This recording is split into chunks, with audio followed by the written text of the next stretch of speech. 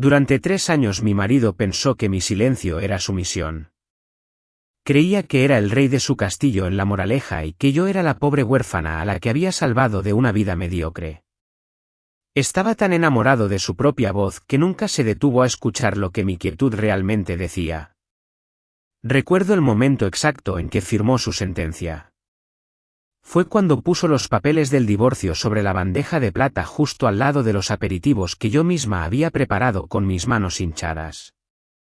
Me miró con esa arrogancia de quien cree que está sacando la basura. No sabía que en realidad estaba desahuciando a la dueña del banco que pagaba su hipoteca. No sabía que bajo mi abrigo viejo no había miedo sino una decisión tomada hacía mucho tiempo. A veces el error más caro de un hombre no es una mala inversión sino subestimar a la mujer que duerme a su lado. Dicen que el dinero hace ruido pero la riqueza susurra. Durante 3 años yo susurré tan bajo que mi marido pensó que era muda. Él creía ser el rey de su castillo en La Moraleja. Se sentía el dueño del mundo porque había rescatado a una pobre huérfana de una vida mediocre. Estaba equivocado. Estaba terriblemente equivocado. Era Nochebuena. La nieve caía espesa sobre Madrid cubriendo los setos perfectamente recortados de la urbanización con una capa de blanco inmaculado. Desde fuera la mansión parecía una pintura navideña llena de calidez y luces. Pero dentro el aire olía a agujas de pino y a la colonia cara de Borja Valdés. Olía a esa mezcla metálica y fría que tiene la ambición cuando no se sustenta en nada real. Borja estaba de pie junto a la chimenea. Sostenía una copa de vino Gran Reserva y escaneaba la habitación buscando a alguien importante con quien hablar. Tenía 34 años y esa noche celebraba su victoria. Yo estaba en la cocina. Me dolía la espalda con un ritmo sordo y constante. Estaba embarazada de 8 meses y mis tobillos estaban tan hinchados que apenas me cabían en los zapatos. Llevaba un vestido de maternidad sencillo y algo desgastado que había comprado en una tienda de segunda mano hacía meses. Borja me había cortado las tarjetas de crédito en octubre alegando que necesitábamos apretarnos el cinturón para pagar la fiesta de Navidad. Me pidió que saliera con la bandeja de aperitivos. Me dijo que era importante que me vieran útil esa noche. Salí al salón con la pesada bandeja de plata cargada de canapés. Sentí las miradas sobre mí. Sabía lo que veían. Una mujer cansada y embarazada en un vestido barato arrastrando los pies en una sala llena de mujeres vestidas de alta costura. Ahí estaba ella. Carla. La joven becaria de la empresa de Borja. Estaba recostada en el sofá de terciopelo rojo como una gata persa. Llevaba un vestido de seda que costaba más que todo el presupuesto anual que Borja me daba para la casa. Me miró y sonrió con lástima. Borja no me defendió. Se rió con ella. Y entonces lo hizo. Delante de todos sus socios y amigos sacó un sobre grueso del bolsillo de su chaqueta. Lo tiró sobre la bandeja de plata justo al lado de los canapés. Me dijo Feliz Navidad, Sofía. Lo abrí. Eran papeles de divorcio. La habitación se quedó en silencio. Solo se oía el viento aullando fuera. Borja anunció con orgullo que Carla se mudaría esa misma noche. Que iban a tener una Navidad de verdad. Dijo que yo podía irme a un albergue o volver al arroyo del que había salido. Dijo que esa casa y ese estilo de vida eran para ganadores. Me quedé quieta. El dolor inicial se evaporó y fue reemplazado por una claridad tan afilada que sentí como si tuviera agua helada en las venas. Miré a Borja. Realmente lo miré por primera vez en 3 años. Vi el sudor en su labio superior. Vi la desesperación en sus ojos. Vi a un hombre pequeño que necesitaba humillarme para sentirse grande. Me quité el collar de oro fino que llevaba al cuello. Era un regalo suyo de hacía 2 años. Lo dejé caer sobre la bandeja. Le dije que estaba bien. Me di la vuelta y caminé hacia el armario del pasillo. Me puse mi abrigo de lana y me envolví el vientre con una bufanda. No hice una maleta. No cogí ni un cepillo de dientes. Abrí la puerta principal. El viento rugió arrastrando nieve hacia el vestíbulo. Carla me gritó desde el sofá que no volviera arrastrándome cuando tuviera frío porque no abrirían la puerta. Salí al porche y cerré la pesada puerta de roble detrás de mí. Dejé atrás el calor, la luz y el ruido de la fiesta. Me quedé sola en la oscuridad. La temperatura era de 5 grados bajo cero. Caminé con cuidado por el camino helado pasando junto al querido Ferrari de Borja. Llegué al final del camino donde los pilares de piedra marcaban la entrada de la finca. Me detuve. Saqué un teléfono viejo de mi bolsillo. Un modelo antiguo que había guardado oculto durante 3 años. Marqué un número de memoria. Arturo contestó al primer tono. Su voz era grave y familiar. Le dije que era yo. ¿Sofía? Hubo una pausa al otro lado. Una pausa llena de 3 años de preocupación y silencio. Le dije que estaba en La Moraleja y que necesitaba una extracción inmediata. Le dije código negro. Arturo preguntó por las coordenadas. Le dije que no aterrizara en el aeropuerto. Le dije que aterrizara en el jardín delantero. Quería que lo vieran. Colgué el teléfono. Me limpié un copo de nieve de las pestañas. Ya no era la pobre Sofía Valdés. En ese momento volví a ser Sofía Montenegro, la única heredera de la fortuna del acero y la banca Montenegro. Una dinastía que hacía que la empresa de inversiones de Borja pareciera un puesto de limonada. Esperé en el frío.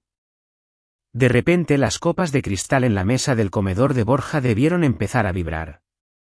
Fuera se escuchó un zumbido bajo que se sentía en el pecho antes de oírse. El sonido creció. Un ritmo constante y poderoso que sacudió los cristales de las ventanas. Una luz blanca y cegadora atravesó la nieve cayendo desde el cielo oscuro. Iluminó el jardín delantero con la claridad del mediodía. No era la policía. No eran las noticias. Descendiendo de las nubes negras y desafiando la ventisca había un enorme helicóptero negro. En el lateral brillaba el escudo de mi familia. La fuerza del viento de los rotores aplastó los setos y arrancó la corona navideña de la puerta principal mandándola a volar hacia la noche. La puerta del helicóptero se abrió. 2 hombres saltaron a la nieve. Corrieron hacia mí. Uno me cubrió con un paraguas grande y negro. El otro se quitó su propio abrigo pesado y lo puso sobre mis hombros. No me trataban como a un perro callejero. Me trataban como a una reina. Me detuve en el escalón del helicóptero. Me giré y miré directamente a la ventana del salón. Pude ver la silueta de Borja pegada al cristal con la boca abierta. No saludé. No lloré. Simplemente subí. La puerta se cerró y nos elevamos hacia el cielo de Madrid dejando a Borja Valdés mirando su jardín arruinado y un camino de entrada muy vacío. El interior de la cabina era un santuario. Olía a cuero viejo y a madera pulida. El estruendo de las hélices que había sacudido los cristales de la mansión se había convertido aquí dentro en un zumbido grave y constante. Era un sonido casi hipnótico que me recordaba a los viajes de mi infancia con mi padre. Me dejé caer en el asiento de piel color crema. Mi espalda palpitaba. Mis pies hinchados agradecieron el descanso. Miré por la ventanilla. Abajo Madrid se extendía como un mar de luces doradas y ámbar. El paseo de la Castellana era una línea recta de fuego que cortaba la oscuridad. Desde esta altura todo parecía pequeño. Incluso mi dolor parecía insignificante comparado con la inmensidad de la ciudad durmiente. Cerré los ojos un momento y dejé que mi mente viajara hacia atrás. No al infierno de hace 10 minutos sino al principio de todo. Al día en que conocí a Borja. Fue hace 3 años. Yo estaba sentada en una terraza pequeña cerca del Retiro. Llevaba unos vaqueros viejos y leía un libro de segunda mano. Estaba cansada. No cansada físicamente sino agotada de ser Sofía Montenegro. Agotada de que los hombres se acercaran a mí calculando el valor de mi apellido antes de mirar el color de mis ojos. Quería ser invisible. Quería ser normal. Entonces apareció él. Borja. Llevaba un traje que le quedaba un poco grande y zapatos demasiado brillantes. Se sentó en la mesa de al lado. Empezamos a hablar. Cuando le dije que me llamaba Sofía y que trabajaba organizando libros en una biblioteca municipal, no vi decepción en su rostro. Vi alivio. Ese fue el momento exacto en que sellé mi destino. Borja insistió en pagar mi café con leche. Recuerdo perfectamente el gesto. Sacó su cartera de piel sintética con un movimiento teatral. Dejó 3 euros sobre la mesa y le dijo al camarero que se quedara con el cambio. Me miró con una sonrisa satisfecha. Una sonrisa que decía que él era el proveedor. El hombre fuerte. El que podía invitar a una pobre chica a un café caliente. Me enamoré de eso. O al menos eso creí. Pensé que era generosidad. Ahora sé que era vanidad. Durante estos 3 años he vivido esa mentira. He comprado mi ropa en mercadillos. He contado cada céntimo para la compra del supermercado. He dejado que él me explicara cómo funciona el mundo y las finanzas como si yo fuera una niña ingenua. Yo. La mujer que aprendió a leer balances contables antes de aprender a montar en bicicleta. Lo hice porque quería ser amada por mí misma. Pero me equivoqué. Fue un error de cálculo imperdonable. Al ocultar mi fuerza no encontré un amor puro. Lo que hice fue crear el caldo de cultivo perfecto para su ego. Borja no se enamoró de mí. Se enamoró de sentirse superior a mí. Me quería porque yo era manejable. Porque a mi lado él se sentía un gigante. Porque yo no amenazaba su frágil masculinidad. La vibración del teléfono en el bolsillo de mi abrigo me devolvió al presente. No lo miré. Sabía que no era él. Borja estaría demasiado ocupado celebrando su libertad con Carla y el champán caro que yo había pagado sin que él lo supiera. Sentí una mano suave sobre mi hombro. Arturo estaba sentado frente a mí. Tenía el rostro surcado por arrugas profundas, pero sus ojos mantenían la misma claridad de siempre. Sostenía una manta doblada. Era de lana de cachemira. Suave. Cálida. Una de las mantas que mi madre solía usar en los viajes largos. Tome, doña Sofía, dijo Arturo con voz suave. Cúbrase. Hace frío esta noche. Me envolvió las piernas con cuidado. Sentí una punzada de emoción en la garganta. No por la tristeza sino por la lealtad. Ese hombre había servido a mi familia durante 40 años. Me había visto dar mis primeros pasos. Y ahora me veía dar los pasos más difíciles de mi vida adulta. Arturo se sentó de nuevo y ajustó su corbata. Me miró fijamente esperando una orden que sabía que llegaría. Doña Sofía, dijo rompiendo el silencio. El piloto pregunta por el destino. Y también necesito saber si activamos el protocolo familiar. ¿Quiere que avise a sus tíos? ¿Quiere que el consejo sepa que ha vuelto? Miré mi reflejo en la ventanilla oscura. Vi a una mujer con el maquillaje corrido y el pelo revuelto por el viento. Pero detrás de ese desorden vi algo más. Vi la mirada de mi abuela. Asentí lentamente. Sí, Arturo, le dije. Avísalos. Dile a todos que Sofía Montenegro ha vuelto a casa. Y Arturo, por favor, llama al banco. Mañana es festivo, pero necesito que el director general esté despierto a primera hora. Arturo no sonrió, pero vi un brillo de satisfacción en sus ojos. Sacó su teléfono y comenzó a escribir. Entendido, doña Sofía, dijo. Vamos a casa. El helicóptero viró suavemente hacia el norte dejando atrás las luces de la ciudad. Acaricié mi vientre abultado bajo la manta de cachemira. Mi hija se movió. Una patada fuerte y decidida. Ella también estaba lista. Se acabaron los disfraces. Se acabó el silencio. Borja quería una esposa trofeo, pero acababa de declarar la guerra a una dinastía. 3 años pueden parecer una vida entera si se viven conteniendo la respiración. La gente veía nuestra vida desde fuera y envidiaba mi suerte. Vivíamos en una casa grande con jardín y piscina. Teníamos coches rápidos en el garaje. Pero nadie veía lo que ocurría cuando se cerraba la pesada puerta de entrada. Nadie sabía que mi matrimonio no era una asociación sino una dictadura silenciosa. Borja gestionaba nuestra vida como si fuera una de sus empresas en crisis. Él controlaba cada céntimo que entraba y salía. Al principio pensé que era prudencia. Luego entendí que era control. Cada lunes por la mañana me dejaba un sobre en la encimera de la cocina. 300 euros. Eso era todo lo que tenía para llenar la nevera, comprar productos de limpieza y mantener la casa funcionando durante 7 días.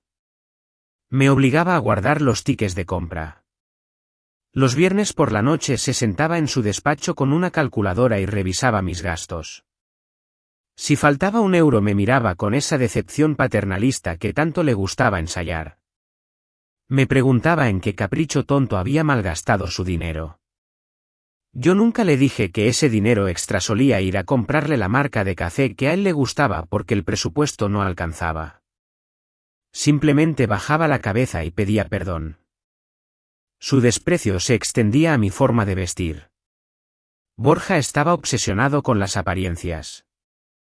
Para él la elegancia se medía por el tamaño del logotipo en la camisa. Llevaba cinturones con hebillas doradas enormes y polos con marcas gigantescas en el pecho. Necesitaba que el mundo supiera cuánto le había costado su ropa. Yo vestía diferente. Usaba abrigos de lana cortados a mano por sastres que mi abuelo conocía. Llevaba blusas de seda antigua que habían pertenecido a mi madre.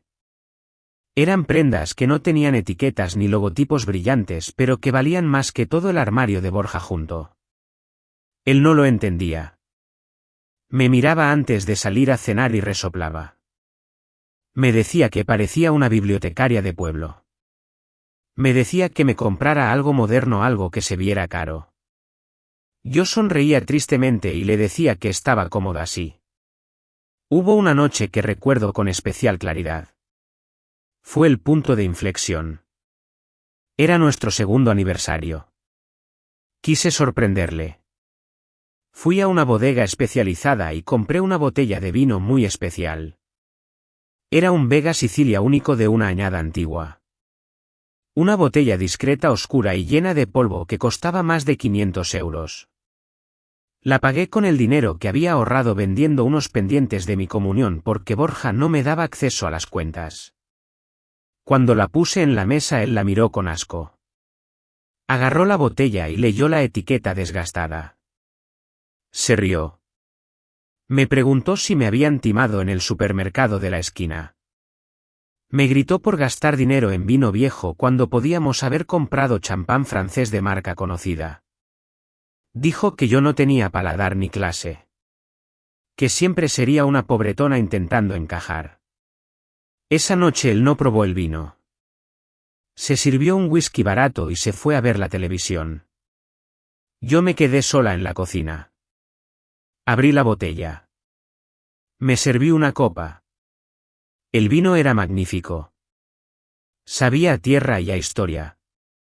Pero también sabía a soledad. Poco después descubrí que estaba embarazada. Sentí una alegría inmensa mezclada con un terror absoluto. Esperé a que llegara a casa para dárselo. Preparé su cena favorita. Cuando entró venía hablando por el móvil. Caminaba de un lado a otro del salón gritando órdenes a algún subordinado. Hablaba de fusiones y de márgenes de beneficio. Me acerqué a él. Le toqué suavemente el brazo. Le susurré que tenía que decirle algo importante. Él ni siquiera me miró. Me apartó la mano con un gesto brusco como quien espanta a una mosca molesta. Me dijo que me callara un momento. Que estaba cerrando un trato importante. Que dejara de molestar con mis tonterías domésticas.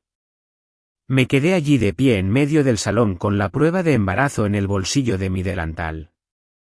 Lo vi gesticular y reír al teléfono ignorando completamente mi existencia. En ese momento lo supe. Supe que mi silencio no era una virtud. Era mi condena. Él no me despreciaba porque yo fuera torpe o pobre. Me despreciaba porque yo se lo permitía.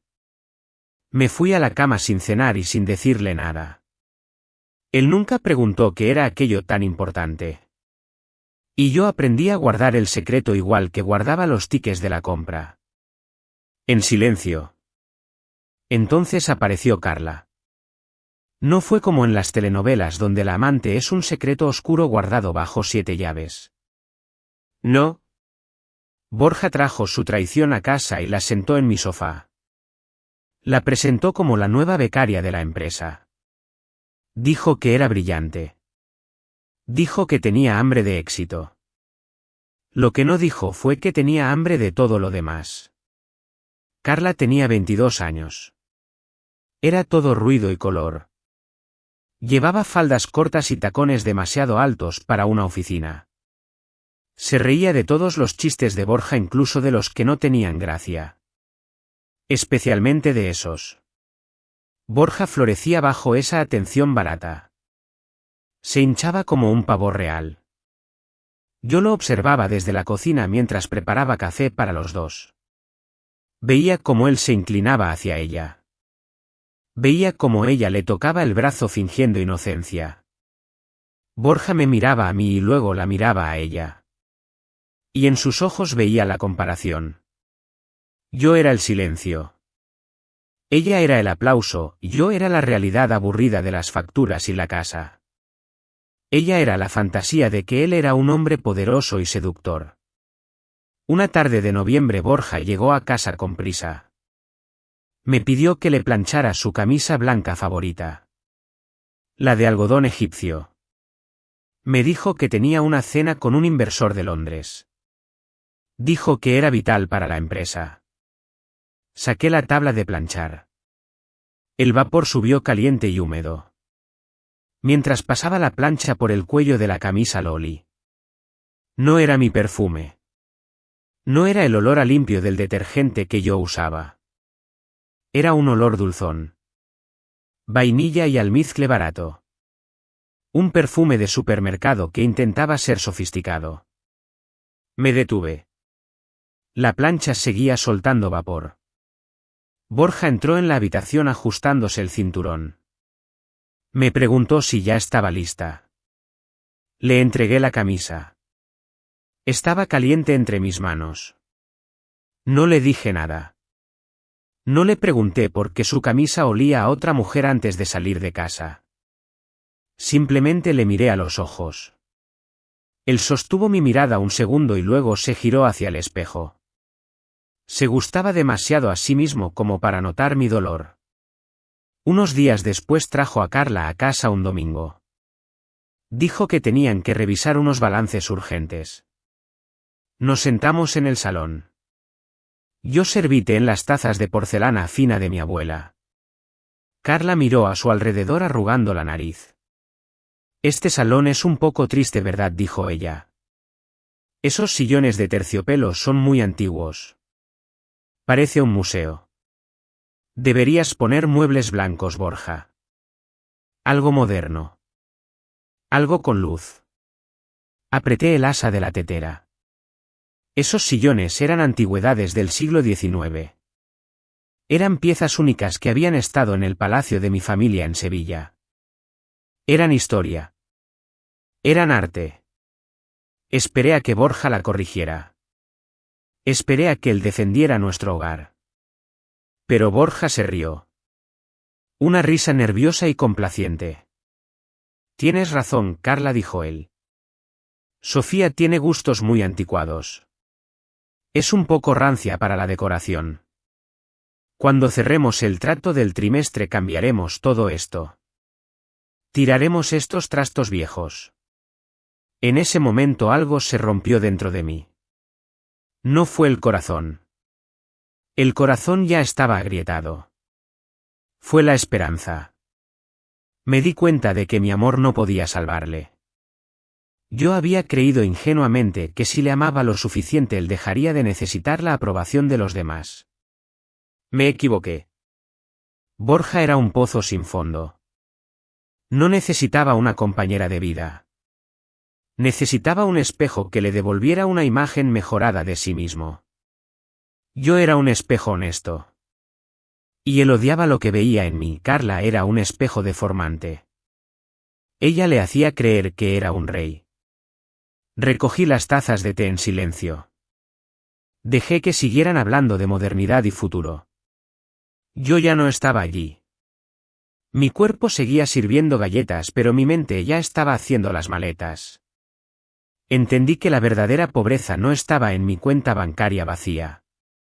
La verdadera pobreza estaba sentada en mi sofá despreciando lo que no podía entender. El amanecer del 24 de diciembre fue gris. La luz que entraba por los ventanales de la cocina no traía calor. Solo traía una claridad fría y despiadada que iluminaba el polvo flotando en el aire. Borja entró en la cocina todavía en pijama pero con el teléfono pegado a la oreja. Colgó y me miró. No me dio los buenos días. Simplemente anunció el cambio de planes. La cena íntima de Nochebuena se había cancelado. En su lugar íbamos a dar una recepción. 50 invitados.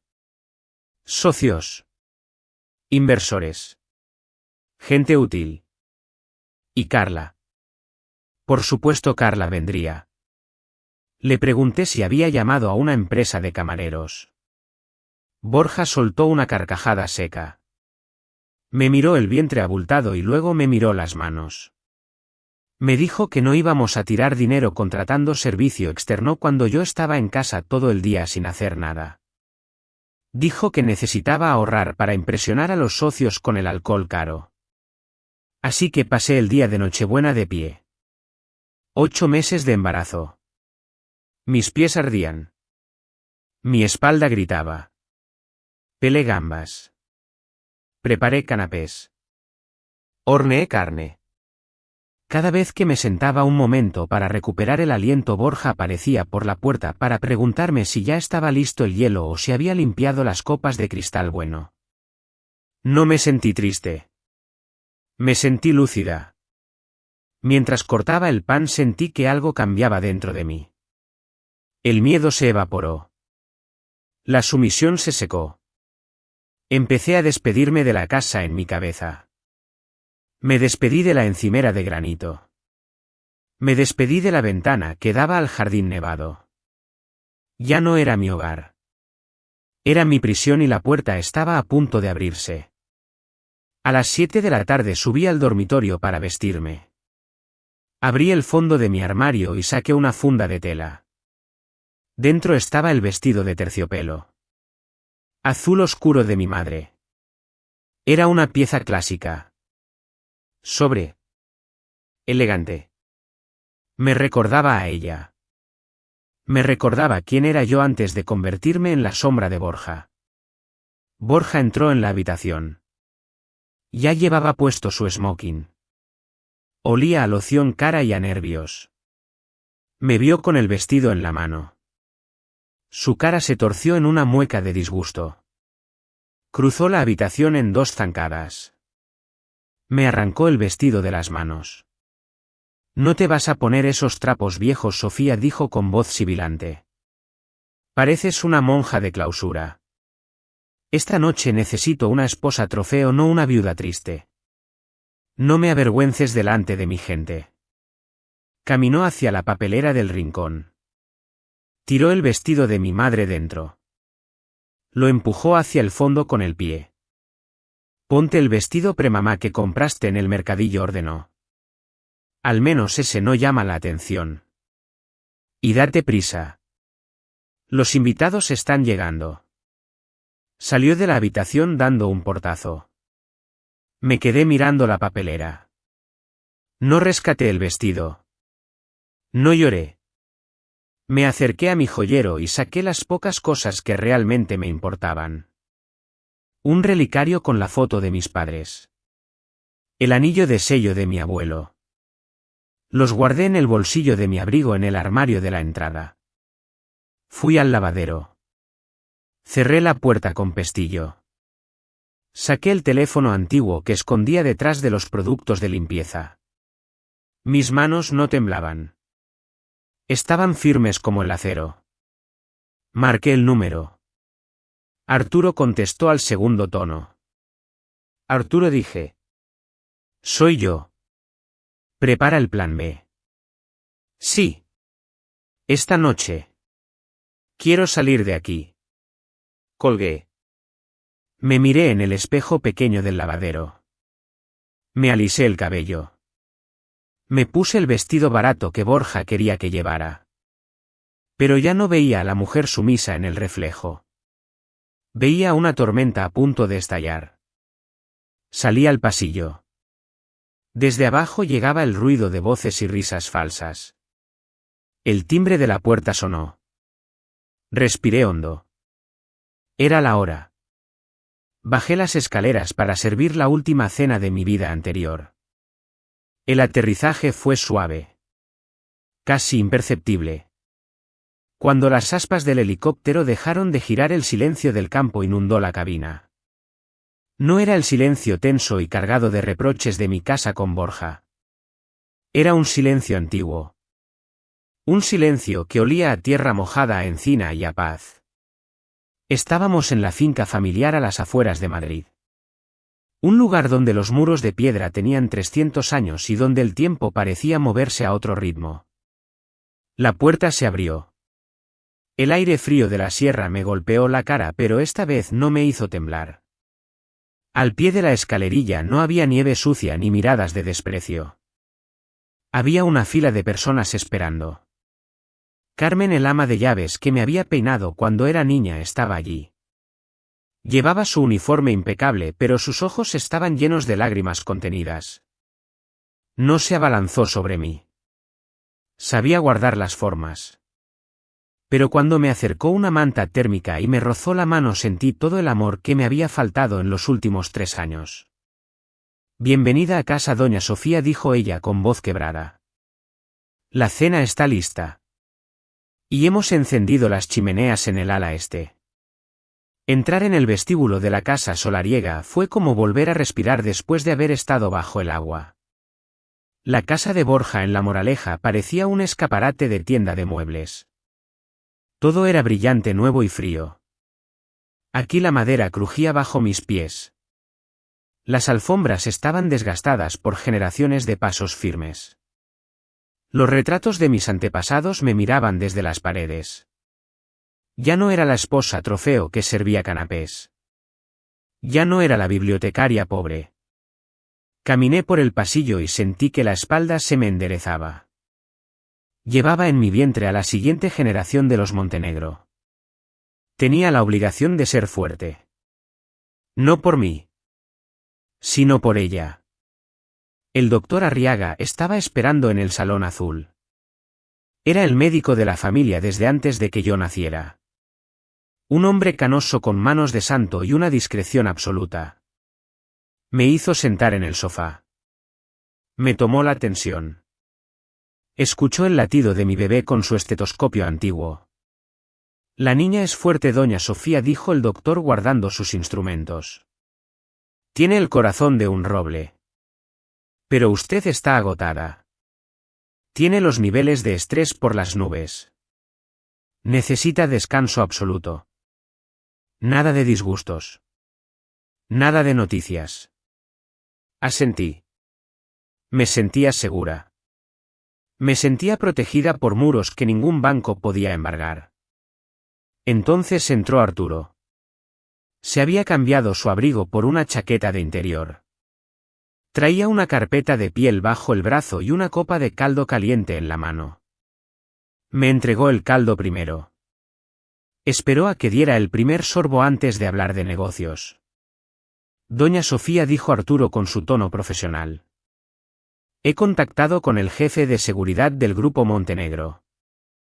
Hemos activado los protocolos de protección de patrimonio. A partir de esta medianoche todas las cuentas vinculadas a su documento de identidad quedan blindadas. Me miró fijamente asegurándose de que entendía lo que eso significaba. También hemos revisado la situación hipotecaria del señor Valdés, continuó Arturo. Como usted sabe, el banco que concedió su préstamo para la Casa de la Moraleja fue adquirido por nuestro grupo hace 6 meses. Hay una cláusula de buena conducta en su contrato. Una cláusula estándar que nos permite ejecutar la deuda si la reputación del titular daña la imagen de la entidad. Dejé la taza de caldo sobre la mesa. El calor del líquido me reconfortaba el estómago. Pensé en Borja. Pensé en cómo presumía de esa casa que en realidad no le pertenecía. Hágalo, Arturo, dije suavemente. No hubo rabia en mi voz. Solo cansancio. Ejecute la cláusula. Y Arturo, asegúrese de que la notificación llegue mañana por la mañana. Quiero que sea su regalo de Navidad. Arturo asintió una sola vez y salió de la habitación para hacer las llamadas. Me quedé sola frente al fuego crepitante. Fuera la tormenta seguía rugiendo, pero aquí dentro yo estaba a salvo. La Cenicienta había muerto en la nieve. La reina había regresado a su trono. La mañana de Navidad amaneció gris y silenciosa en la Moraleja. Arturo me contó después cada detalle con esa precisión militar que le caracteriza. Puedo cerrar los ojos y ver la escena como si yo hubiera estado allí. Como si fuera un fantasma observando el final de una obra de teatro. Borja se despertó tiritando. La casa inteligente de la que tanto presumía se había vuelto en su contra. No había calefacción. No había agua caliente. Las persianas automáticas se habían quedado bajadas dejando la mansión en una penumbra helada. El sistema de seguridad había bloqueado los servicios básicos. Borja intentó encender las luces, pero solo escuchó el clic inútil de los interruptores. Carla bajó las escaleras envuelta en el edredón de plumas que yo había comprado el invierno anterior. Ya no parecía una gata persa satisfecha. Parecía una niña enfadada a la que le han quitado sus juguetes. Se quejaba del frío. Le exigía a Borja que arreglara la caldera. Le gritaba que cómo era posible pasar la Navidad así. Entonces sonó el timbre. No fue un timbre amable. Fue una llamada larga e insistente. Borja bajó a abrir envuelto en una manta. Esperaba ver a un técnico de mantenimiento. Quizás esperaba ver a un vecino trayendo un regalo. Pero al abrir la puerta de roble se encontró con un muro de abrigo negro. Doña Elena Garrido estaba allí parada. Doña Elena no es una mujer que pida permiso. Es la abogada principal del Grupo Montenegro desde hace 30 años. Una mujer de 60 años con el pelo gris recogido en un moño perfecto y una mirada que podría cortar diamantes. Detrás de ella 2 hombres de seguridad esperaban junto a un coche negro con el motor en marcha. Borja intentó mantener la compostura. Intentó usar esa voz de mando que usaba conmigo. Preguntó quiénes eran y qué hacían en su propiedad privada. Doña Elena entró en el vestíbulo sin ser invitada. El tacón de sus zapatos resonó en el mármol frío. No es su propiedad, señor Valdés, dijo ella con voz tranquila. Vengo en representación de mi clienta doña Sofía Montenegro. Borja se rió. Una risa nerviosa que rebotó en las paredes vacías. Dijo que su abogada estaba confundida. Dijo que su mujer se apellidaba Valdés y que era una simple bibliotecaria que se había ido de casa por un berrinche hormonal. Doña Elena abrió su maletín de piel. Sacó un documento encuadernado en azul. Usted firmó un acuerdo prematrimonial, Borja, dijo ella. Lo recuerdo perfectamente. Usted insistió mucho en ello. Quería proteger sus activos. Quería asegurarse de que esa pobre huérfana con la que se casaba no se quedara con su dinero si las cosas iban mal. Separación total de bienes. Lo suyo es suyo. Lo de ella es de ella. Borja asintió con arrogancia. Dijo que por supuesto. Que él era un hombre previsor. Doña Elena sonrió. No fue una sonrisa amable. Fue la sonrisa del cazador que ve caer la trampa. El problema, Borja, es que usted nunca preguntó qué tenía ella. Usted asumió que ella no tenía nada. Pero ese contrato que usted redactó con tanta avaricia ahora es su sentencia. Porque protege el patrimonio de Sofía. Y el patrimonio de Sofía incluye el Grupo Montenegro. Las minas en el norte. Las navieras en el sur. Y el Banco del Atlántico. Borja palideció. El nombre del banco le sonaba. Claro que le sonaba. Ese es mi banco, susurró Borja. Ahí tengo mi hipoteca. Doña Elena asintió lentamente. ¿Exacto? El Banco del Atlántico es propiedad de la familia de su esposa. Y tengo aquí la escritura de su hipoteca. 3 millones de euros. Hay una cláusula específica en la página 40. La cláusula de buena conducta y riesgo reputacional. El banco se reserva el derecho de cancelar el préstamo inmediatamente si el titular realiza actos que dañen la imagen de la entidad. Doña Elena hizo una pausa dramática. Miró a Carla, que escuchaba desde la escalera con los ojos muy abiertos. Luego volvió a mirar a Borja.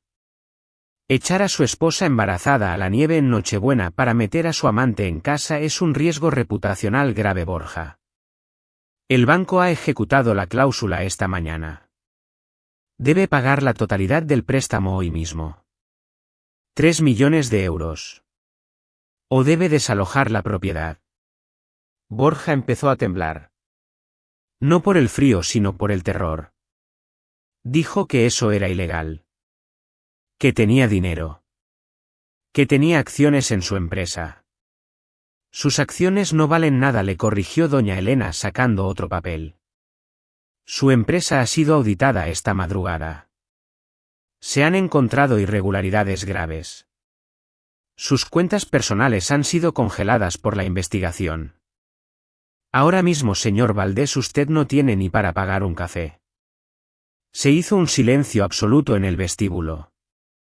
Entonces se oyó un ruido en la escalera. Carla dejó caer el edredón. Ya no miraba a Borja con admiración.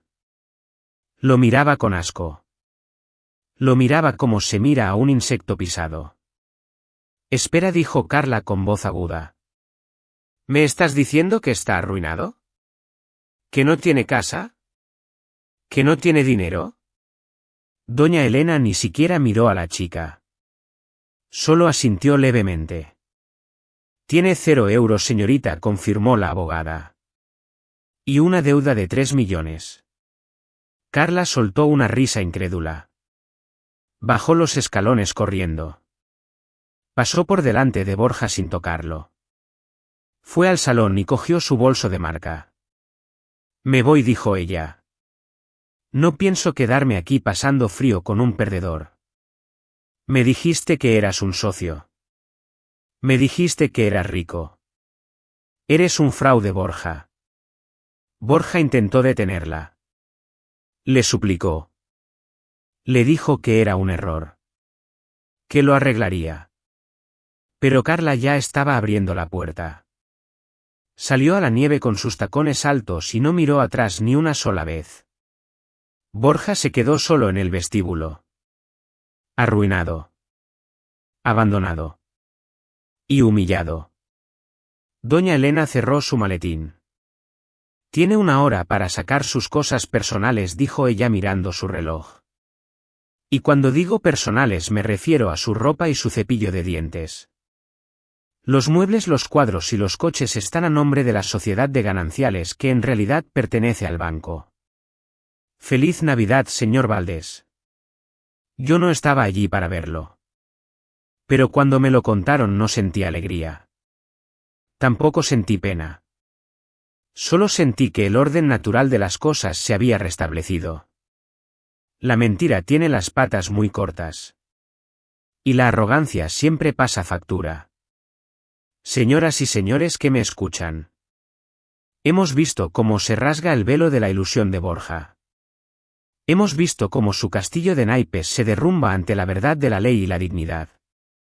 Pero la historia no termina aquí. ¿Creen que Sofía debería detenerse ahora o que el destino todavía tiene una última lección para Borja? Si han llegado hasta aquí y sienten en su corazón el peso de esta historia, les pido un pequeño favor. Escriban la palabra dignidad en los comentarios. Solo eso. Dignidad. Para que yo sepa que no estoy hablando sola en la oscuridad. Su presencia es la fuerza que necesito para contarles el final de este viaje. Lo vi todo desde la distancia. No necesitaba estar allí para sentir el frío que se instaló en los huesos de Borja.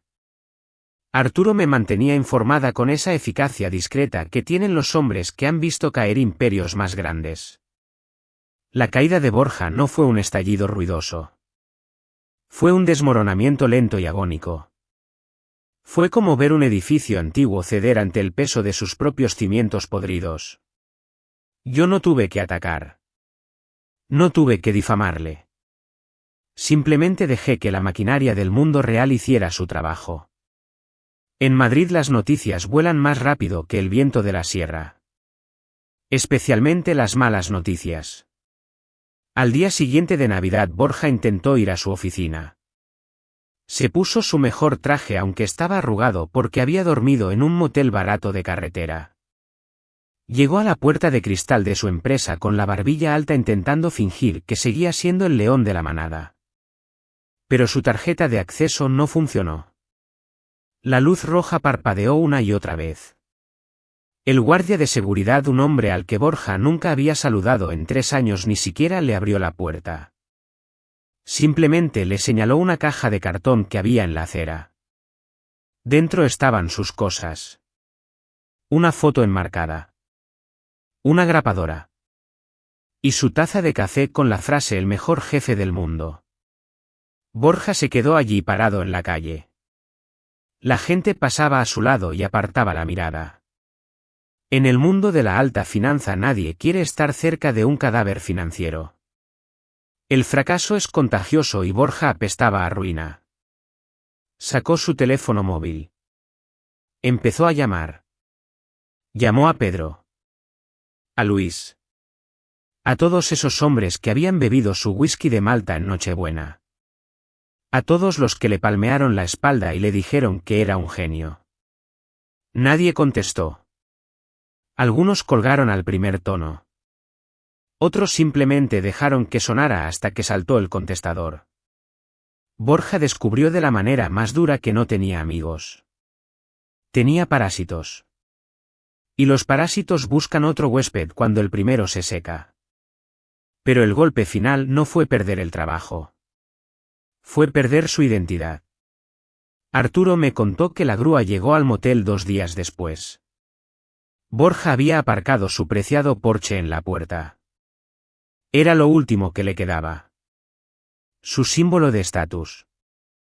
La prueba metálica y brillante de que él era alguien. El conductor de la grúa no tuvo miramientos. Enganchó el coche por el parachoques. El metal chirrió. Borja salió corriendo de la habitación en mangas de camisa gritando que era un error. Gritando que ya había pagado la letra. El hombre de la grúa le entregó un papel amarillo. Embargo por impago. El banco había ejecutado la garantía. Borja se agarró a la puerta del conductor. Lloró. Lloró por un coche como nunca había llorado por su esposa o por su hijo nonato. Acarició la carrocería fría como si fuera la piel de un amante. Cuando la grúa se llevó el coche arrastrándolo por el asfalto sucio, Borja se quedó allí de rodillas. Un hombre pequeño en un aparcamiento vacío. Y Carla. Carla fue la más práctica de todos. No esperó al desahucio. La misma mañana de Navidad, mientras Borja discutía con mi abogada, ella subió al dormitorio. No hizo las maletas con su ropa. Hizo las maletas con lo que podía vender. Se llevó los 2 relojes de lujo de Borja. Se llevó los gemelos de oro. Se llevó incluso el dinero en efectivo que Borja guardaba en la caja fuerte para emergencias. Cuando Borja subió a buscarla, ella ya no estaba. Solo quedaban las perchas vacías y el hueco en el joyero. Ella no le amaba. Ella le alquilaba su tiempo y su belleza. Y cuando el cliente dejó de pagar, el servicio se terminó. Desde la ventana de mi habitación en la finca familiar yo miraba la lluvia caer sobre los campos de olivos. No sentía placer. No sentía esa satisfacción vibrante que prometen las películas de venganza. Sentía una profunda tristeza.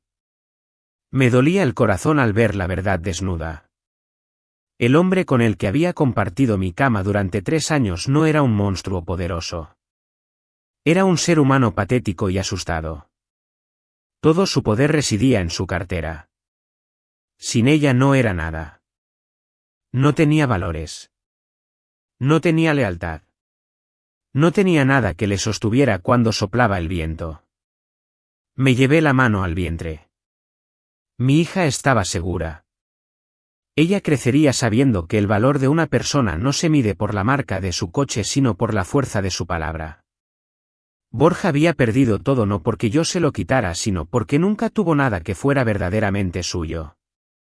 El silencio de mi teléfono era la única respuesta que Borja merecía. Él seguía llamando. Dejaba mensajes de voz desesperados. Pasaba de la súplica al insulto y del insulto al llanto en cuestión de segundos. Yo nunca los escuché. Arturo los borraba cada noche asegurándose de que el veneno de Borja no llegara a tocar mi nueva vida. Pero Borja no se rindió. La desesperación le hizo recordar algo. Algo que él creía que era su as en la manga. Y así fue como cavó su propia tumba. El hambre agudiza el ingenio pero también nubla el juicio. Borja estaba desesperado. En su caída libre hacia la nada su mente febril recordó un objeto olvidado. Una pequeña memoria externa de color negro que yo guardaba en una caja de zapatos al fondo del armario. Él siempre pensó que yo ocultaba algo. Su mente retorcida no podía concebir que alguien fuera honesto. Así que asumió que en esa memoria había secretos sucios de mi familia. Pruebas de fraude fiscal o cuentas en paraísos lejanos. Creyó haber encontrado el arma definitiva para recuperar su vida. Me llamó. Su voz sonaba ronca y triunfal. Me citó en la cafetería cerca del Retiro. El mismo lugar donde nos conocimos. El lugar donde él pagó mi café con 3 euros y se sintió un dios. Acepté ir. No porque tuviera miedo. Fui porque necesitaba mirarle a los ojos una última vez y confirmar que no quedaba nada del hombre que yo creía amar. Borja llegó tarde.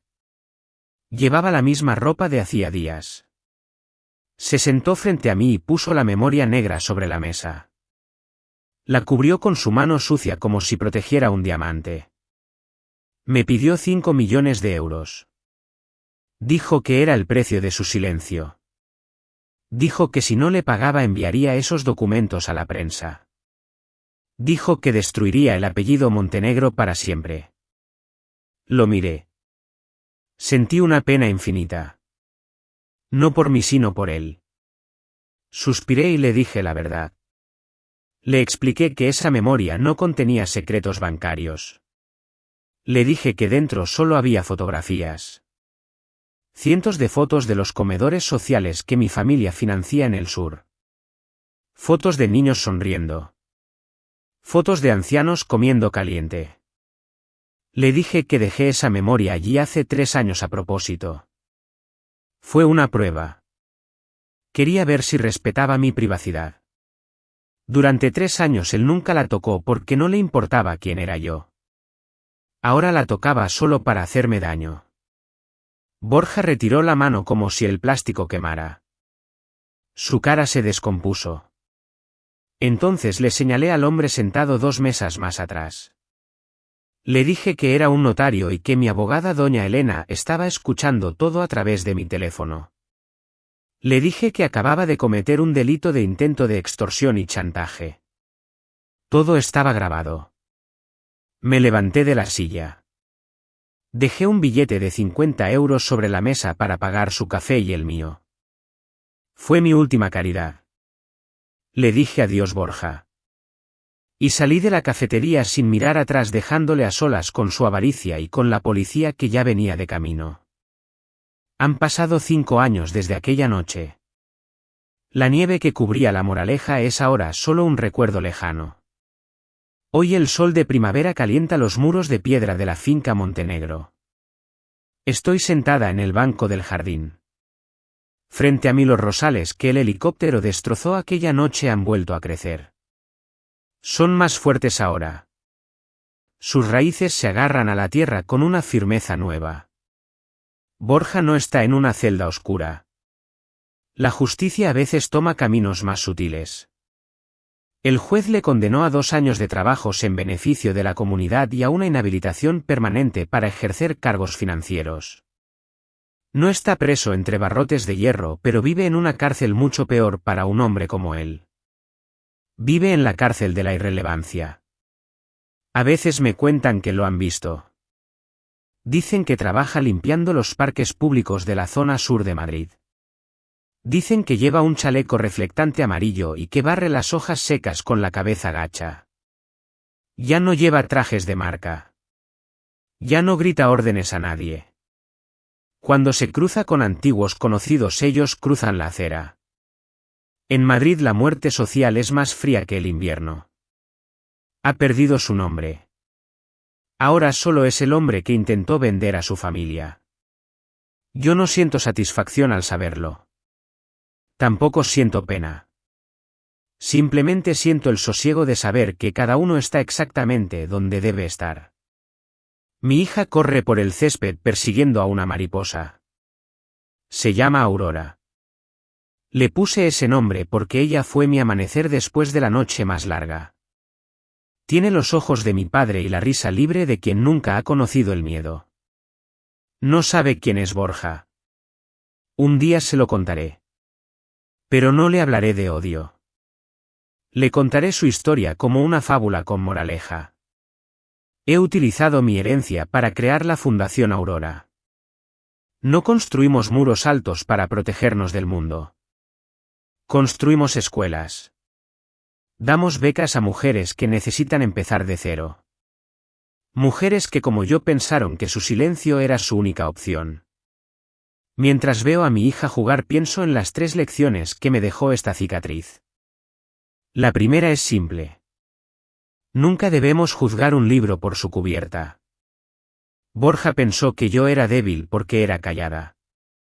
Pensó que era pobre porque no ostentaba. Su error fue medir el valor humano por el brillo de las joyas y no por el temple del espíritu. Creyó que era el rey del castillo sin entender que la verdadera realeza no necesita corona. La segunda lección es más profunda. Entendí que su traición no fue culpa mía.